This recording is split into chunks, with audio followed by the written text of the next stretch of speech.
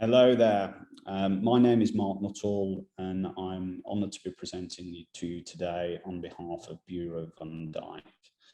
I am from a risk management background, and I'll be talking to you today in relation to societal challenges and stepping towards thoughtful regulation. So, who am I and what gives me the right to speak to you, and why am I here today?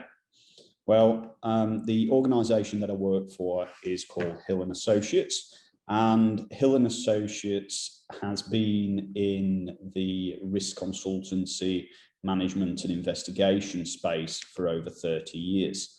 And we're known as the trusted advisor within the ASEAN region within Singapore.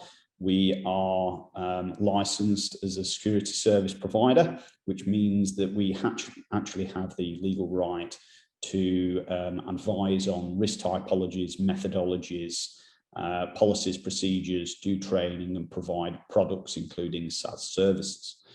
We've got multi-sector expertise across Hill & Associates. My background is law enforcement risk and some geopolitical experience as well, and financial crime and financial investigation, as well as holding a position within a regulated entity in a second line of defence function.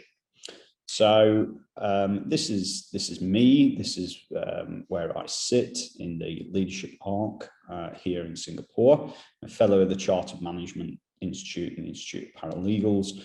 I've got a ACAMS qualification, so I'm CAMS certified, project management professional, MA in international security, certified protection professional, and I have corporate international organisation and government expertise, as well as those financial institute expertise that I was talking about a moment ago.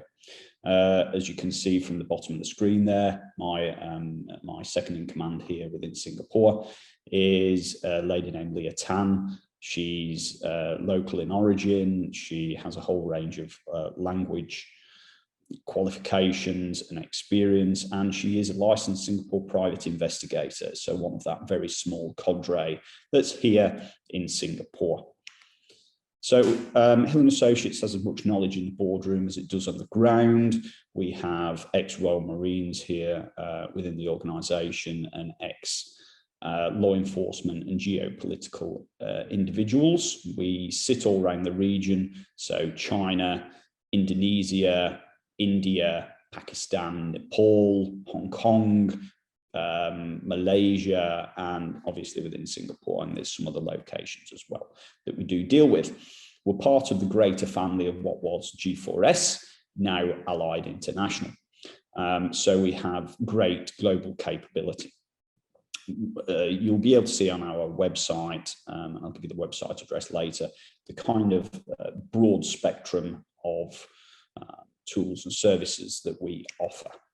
So I'll give you a quick rundown of that now.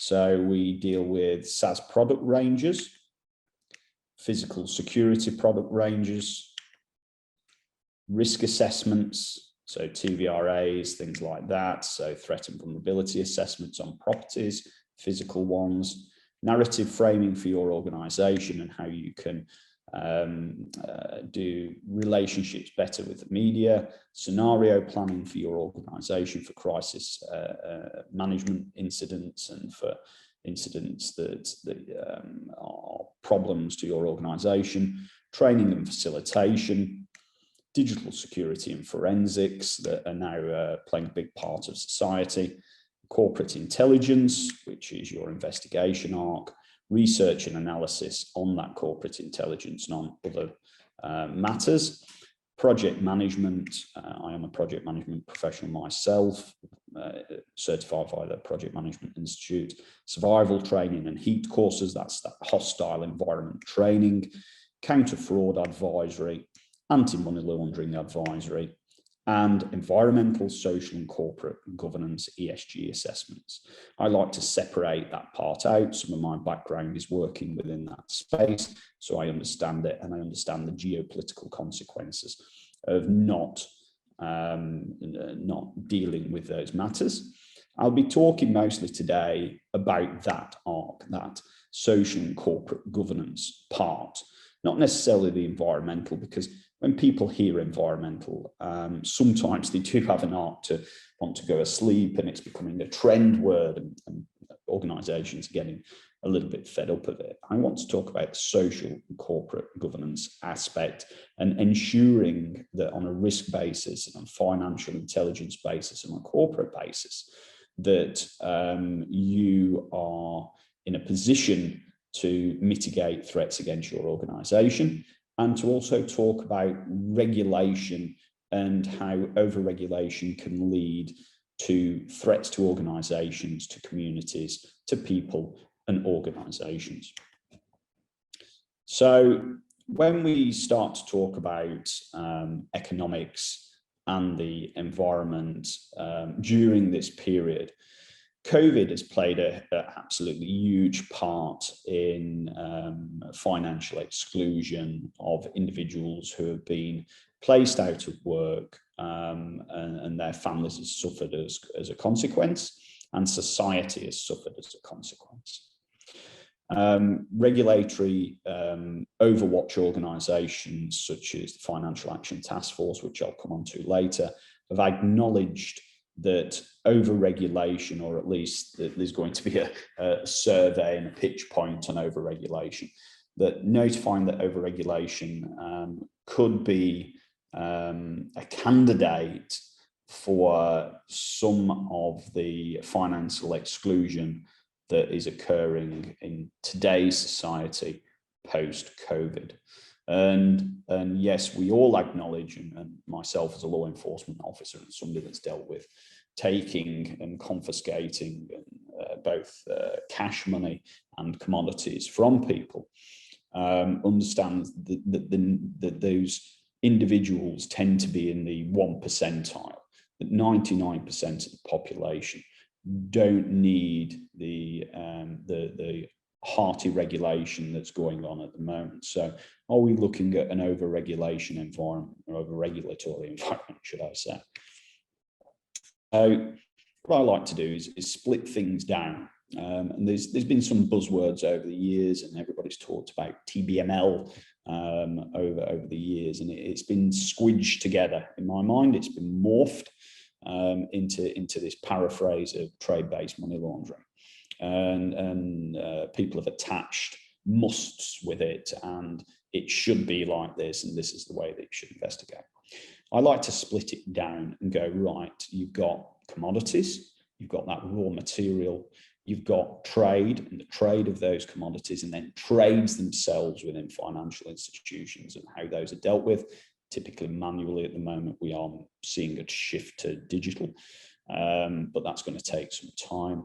And real trade itself, things moving from place to place in bulk, and things moving in retail, and how that works. And then the money laundering, the kind of 1 percentile of that criminal focused financial proceed of crime, and sometimes not necessarily in the first instance, second instance, or tertiary instance of crime. There are a lot of arcs to layering, and we see that with the advice that is now being placed out again via institutions like ACAMS. So commodities, what do they look like? They're supposed to be the raw, the raw entity, if you will, the raw physical product. Now, when I was a former law enforcement officer, what did commodity mean to me? A commodity meant anything, anything that could be swapped for something else that had a value to it. And we see it within commodity profiles and trades that we've got under-invoicing, over-invoicing, we've got overstatement of product, volume, and speed of transit. We have shipping manifests that are manufactured to look a certain way so that it represents something that hasn't actually taken place. So that within the commodity sector, when you're looking at the economy and what economists look at commodities, they look at commodities as a raw product that is sold in bulk across the world. Commodities to other individuals, especially within financial investigation, can be seen as a different art. And we need to be careful of that when we are regulating, thinking in this way of, right, okay, how is this going to affect society in the main? Because regulations and laws should be made to the benefit of society within the requisite country, aligned to their culture, their former laws, their heritage, and the events that are going on historically, now, and into the future. So commodities trade hands multiple times each day into the billions and trillions, but essentially it's a raw product. It's the product that is produced by the vast majority of our population on the planet. So there's a lot of talk at the moment about moving from the current state of affairs that we are in April of 2021 in relation to COVID, and moving from home office to back to the office again. Well, guess what? The majority of the planet deal with raw commodity, and that raw commodity, which is then translated into something that is exchanged for currency or for another object or for a value piece. So the majority of the world at the moment appears to be stuck in a hiatus, and regulators need to be very, very careful about how they regulate at present. And that goes the same for policymakers, because we are in a slip towards severe recession, not just the recession that we're in at the moment, the slow economic downturn, but we have seen a vast majority of the population of some extremely populated countries who are migrant and transitory workers who work within the raw material sector, the commodity sector, who are now undergoing famines, undergoing familial transitions. Their cultural diversity is exceeding what it was previously, that there is some nationalism that is occurring within various countries, and we need to be careful how we regulate to stop some of the financial exclusion that is occurring at the moment to some of the population. Regulators and policymakers want to go to digitization, but how much of the real population, not just those like me wearing a suit and tie in an office, can afford to go to digitization? And that is an economic sea change. So trades and what goes on within that world. A lot of organizations want to focus, especially when we talk about financial institutions, on mass bulk, extremely valuable economic trades, and the trades that go on within the trades departments. That is important, but what is ever so more important is the trades that go on at ground value and how they can move for the population of the requisite country that laws and regulations are made in, for their culture, for their trades, for their economy, and how it boils down to the man on the street, the man in the office, the entrepreneur that is being blocked from making a very, very key deal because of the 1% of the criminal population that is laundering money through financial institutions, financial enablers, and corrupt individuals, and through those commodities that we were talking about earlier.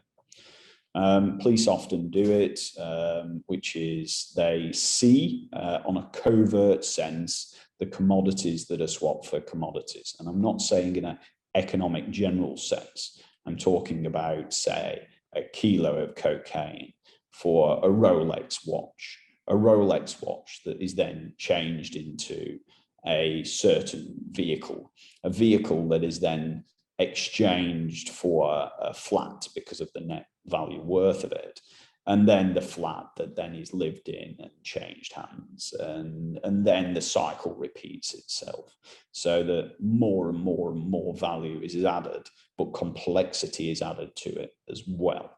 So and that goes in terms of gemstones, etc. as well. What have we seen since the initiation of COVID? We've seen markets drop. We've seen individuals lose their jobs, not on a short-term or a low basis, but on a very high scale. And this is repeated over and over in the news. That raw material, those jobs that are going out of the individuals have lost, and businesses that are being liquidated and going out of work, what is going to happen to the commodities that we as consumers, and I say we, me, myself now, I might have lived a different background many years ago, but I'm a consumer now. Where are we going to get those consumables from? Those edibles, those wearables, the laptop that I'm using today to be able to speak to you on, the raw components for those, where are they going to come from when the individuals can't travel to work? They can't dig up the raw commodities that are there because they're undergoing financial exclusion from a higher contemplative state. So we have seen across the globe mass divulgence of regulation, not just in terms of the physical space, but the digital space as well. And it all leaks down to what is going to happen to our societies. So money laundering. Yes, I was a criminal investigator. I had separate powers given to me under the Proceeds of Crime Act, as well as my warranted powers within the United Kingdom. Those Proceeds of Crime Act powers were draconian and large. They're made draconian for a reason. Have I searched people's houses? Yes. Have I had warrants against their properties? Yes. Have I got production orders for and against them for financial institutions? Yes. Have I seen their innermost workings? Yes. Have I heard them on phone calls? Yes. Have I surveilled them? Yes. I've got the experience to be able to say that there are people that do commit criminal offences for purposes, and in certain occasions when they have got to a certain point for fun as well. The wealth is vast and it differs from country to country, but has the same general arc of maintenance, which is that we have professional enablers assisting them to launder money, that we have shell companies, that we have offshore entities, that we have legitimate businesses that layer the money, integrate and then layer the money and then convert it subsequently. Yes, that's a very simple explanation of it. It does get much more complicated than that. And are financial institutions and regulators right to want to solve this problem as much as possible? Yes. However, not at the expense of the population that needs to be both financially included to make the economy work and to make the population prosper, but to actually look at and be more defined in how criminals are dealt with and investigated, or purported criminals are dealt with within financial institutions and then law enforcement.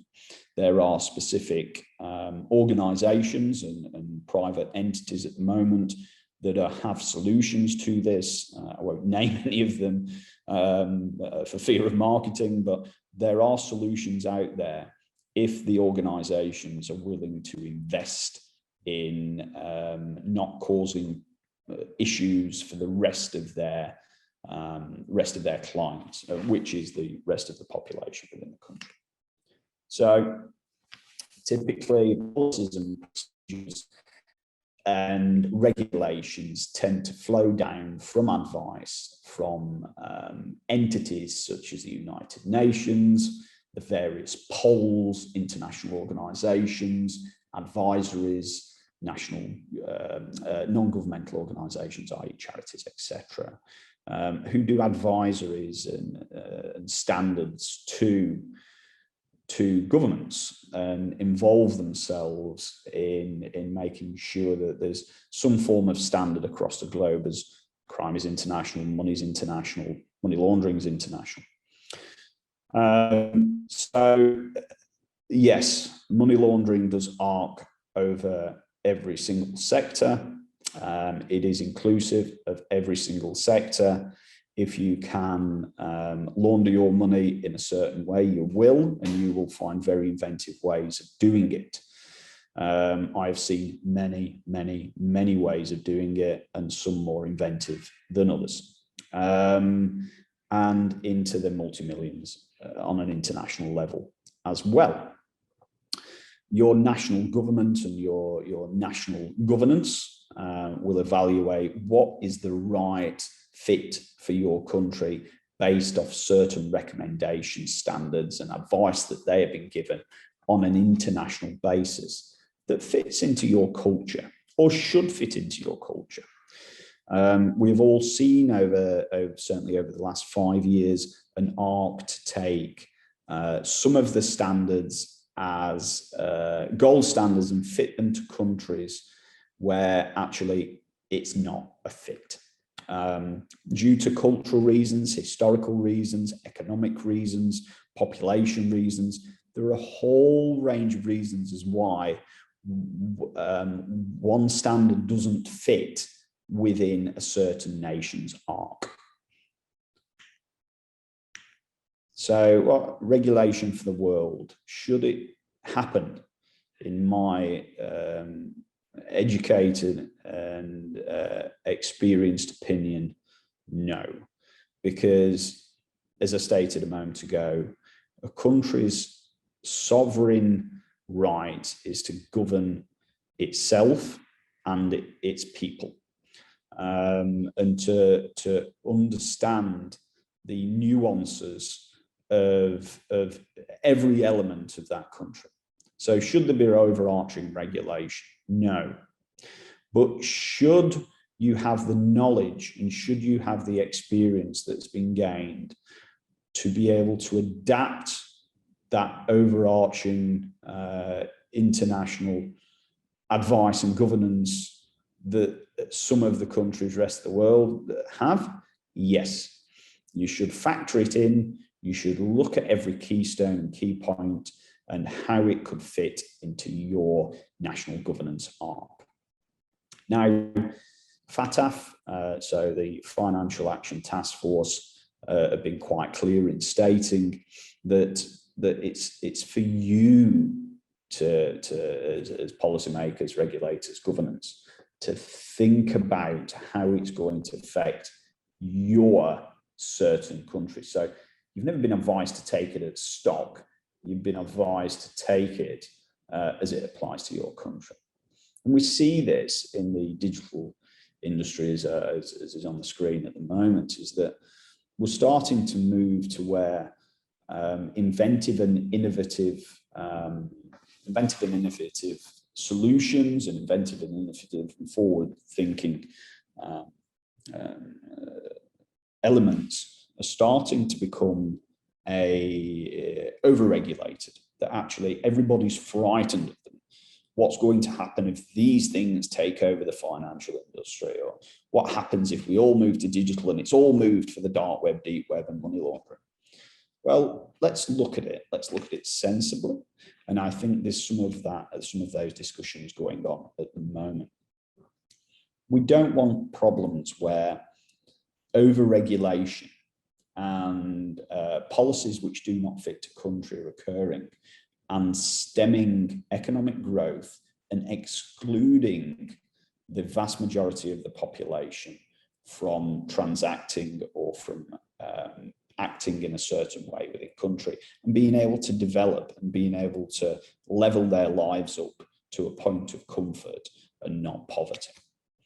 So what are FATF doing? They've actually taken a step back at FATF, and I'm really pleased with this. Who am I to say? But I like what they're doing at the moment, which is they're putting out a request to try and deal with mitigation. And they've called it mitigating the unintended consequences of the FATF standards, i.e. they are looking at the things that I've just been speaking about a moment ago, which is the consequences of over-regulating and creating policies that do not fit a state, a country, city-state, nation-state, a set of states, for example. And they're looking to focus on 4 main areas. And this is very, very, very sensible, in my opinion, because, again, I think what has been occurring, and I say think, I'm not going to say has been, is that the policymakers and the regulators within separate countries, states, sovereign states, government states, whatever, have been taking FATF standards as gold and implementing those almost on a copy and paste exercise within their country, which does not fit. FATF have stated this time and time and time again. It's almost on each and every document that they produce. They are quite crystal clear in what they are, which is a best practice organization for members for